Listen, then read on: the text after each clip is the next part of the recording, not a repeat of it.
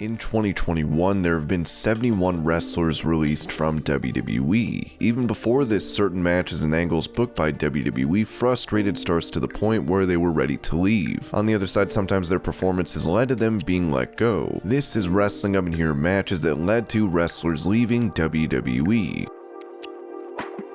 Before we get into the rest of the video, make sure you subscribe to Wrestling Hub and turn on all notifications to stay up to date with everything in the world of pro wrestling. Also, don't forget to follow us on Instagram at WrestlingHubOfficial and also follow us on Twitter at Wrestling_Hub.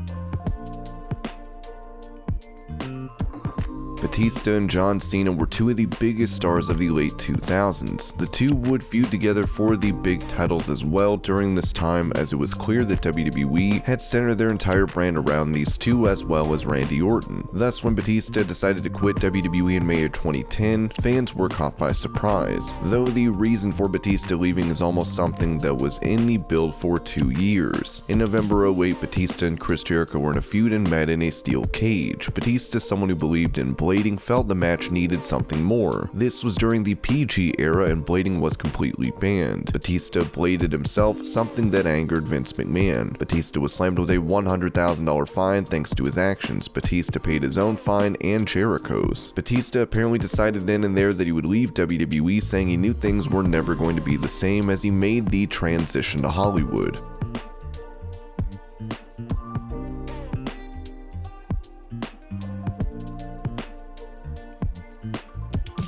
Gail Kim is one of the best women's wrestlers and managed to showcase her skills in TNA, but in WWE they had no idea what to do with her. In fact, Jim Ross revealed he had to talk to Vince McMahon about certain men really being obsessed with Asian adult content to get Kim hired. She was underutilized again and again and decided she had enough. Kim took matters into her own hands during a battle royal on Raw. She went into the August 2011 bout, which would decide the new contender for the Divas title. She was told she would be one of the first eliminated. Furious with her booking, she eliminated herself in a matter of seconds. She would then go public and say she was not impressed with what was happening in WWE and that she was quitting.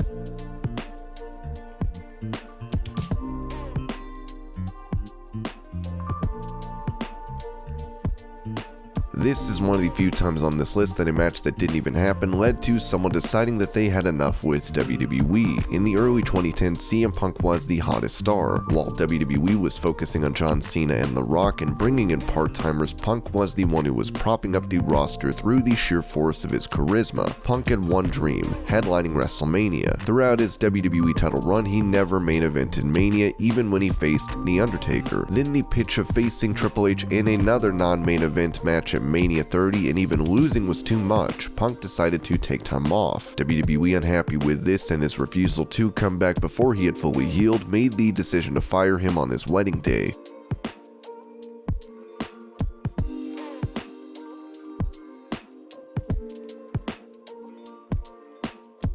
Pac, also known as Neville, was one of the most talented in WWE. When he arrived on NXT, he quickly rose up and won the title. Then on the main roster, he was extremely popular with a superhero gimmick as the man that gravity forgot. Though his booking did not meet his popularity, Neville came back later as a furious heel with him looking ripped, as he demolished those in the Cruiserweight division. Soon WWE booked him to lose the title to Enzo Amore. The match was not something Pac could take, feeling WWE was booking him to lose and was being inconsistent with this character yet again. A few weeks after the pay-per-view, Neville was told by Vince that he would face Enzo in a match on Raw. Even though it was Neville who had made 205 Live exciting again, Vince wanted Enzo to win in the Lumberjack match. This was the final straw for Pac, who walked out on WWE despite being under contract. Now he finds himself in AEW.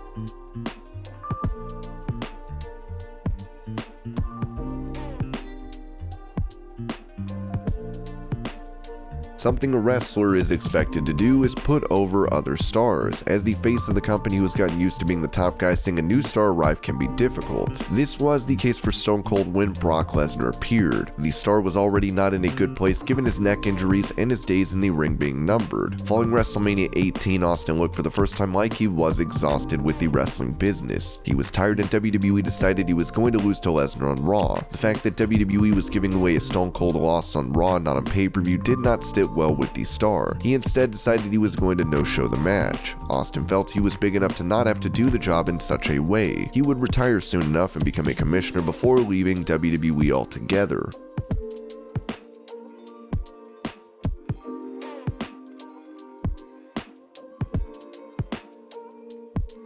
SummerSlam 91 was one of the biggest events for WWE. In the main event, Hulk Hogan and Ultimate Warrior would face Sergeant Slaughter, Colonel Mustafa, and General Adnan. The match was less than what WWE was booking it as, with it hardly being as excited as they were claiming. However, leaving aside the match, the mess that was going on backstage made WWE regret booking it. Warrior had become a top star. Still, Hogan was naturally the higher paid athlete, something Warrior was not too happy about. In fact, he felt WWE owed him something around $500,000 because of the difference in pay between himself and Hogan. Vince McMahon didn't pay him the amount, but this led to Warrior threatening to no-show SummerSlam. Vince bowed to Warrior's demand just so he would go out and compete. Immediately after the match, Warrior was met backstage by Vince McMahon telling him he was fired. He was not even allowed to return to the ring to celebrate with Hogan. The match was the final straw that broke the camel's back for Warrior in WWE, and his career would never be the same again.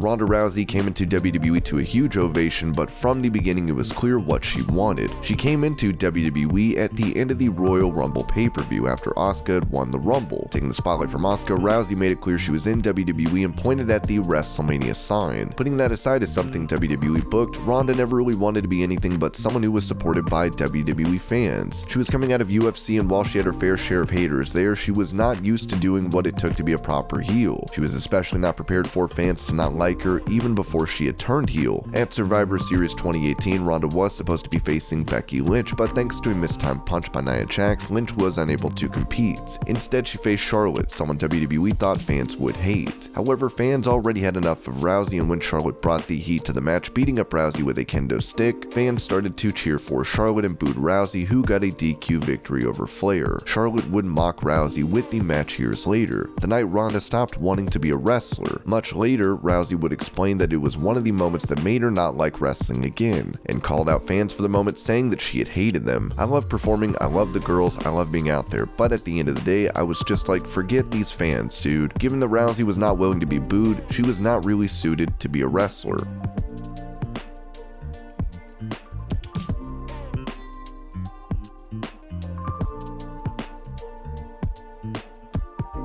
Chris Jericho is one of the top legends of the wrestling industry and has been in this position for a couple of decades. He's been wrestling for a long time, and over his lengthy career has done it all, defeating Stone Cold and The Rock in one night while also wrestling top stars and holding the best titles. He has been part of ridiculous segments and enjoyable segments without judging it. However, there have been times when even he has taken the disrespect that he has received from WWE to heart. His relationship with Vince McMahon was special, with Jericho being considered one of the right-hand men of the WWE chairman at different times. Heading into WrestleMania 33, the feud between Jericho and Kevin Owens was by far the hottest story, and the one that fans cared about. After months of tearing up together, Kevin Owens' betrayal during the Festival of Friendship took the heat on this match to another level. With the two best friends ready to face each other, they deserved to be given the spotlight at Mania. Though Vince McMahon decided that Goldberg and Brock Lesnar needed the Universal Championship. KO was Universal Champion and Jericho could have battled for it at Mania, but instead Vince had Owens drop the belt to Goldberg. The hottest feud of the year was booked as the second match on the Mania card instead. Naturally, Jericho felt disrespected by the decision and realized that WWE no longer saw him as the main event guy he was. He had more to offer, and for the first time since joining WWE, he left and competed for New Japan. In the long term, this would see him join AEW in a moment that Vince McMahon would come to regret.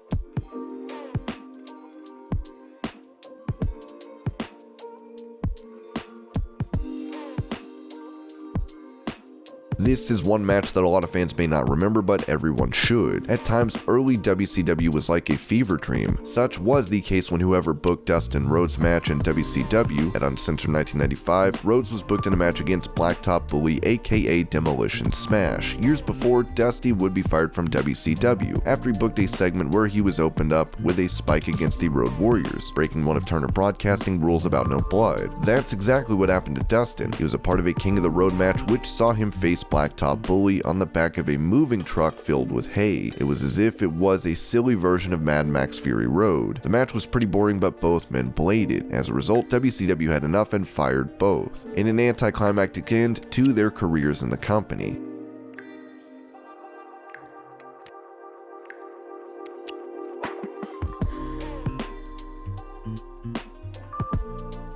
In a repeat of an incident that took place with the Ultimate Warrior, Jeff Jarrett decided that he would take advantage of Vince McMahon, a move that's never the safest or the smartest. At No Mercy 99, Vince Russo had left WWE and had booked things for the company before leaving. Jarrett was the Intercontinental Champion in 99 and was in a feud with China. Russo convinced Vince McMahon to blow off the feud at No Mercy before leaving the company. WWE discovered at the last moment that Jarrett would be out of a contract at the time of the event. Jarrett was under no obligation to perform, so he told McMahon that he would be paid $300,000 or he would leave WWE and take the title with him to WCW where he was going. Jeff Jarrett got his ransom money to perform, but he was fired immediately after. However, Double J would suffer 2 firings. When Vince McMahon bought WCW, he fired Jarrett live on air with a lot of relish. In the end, both the Ultimate Warrior and Jeff Jarrett are in the Hall of Fame, proving anything can be put aside in the wrestling business. And these were matches that made wrestlers leave WWE. I hope you're all having a great day. Thank you so much for watching, and I'll see you later.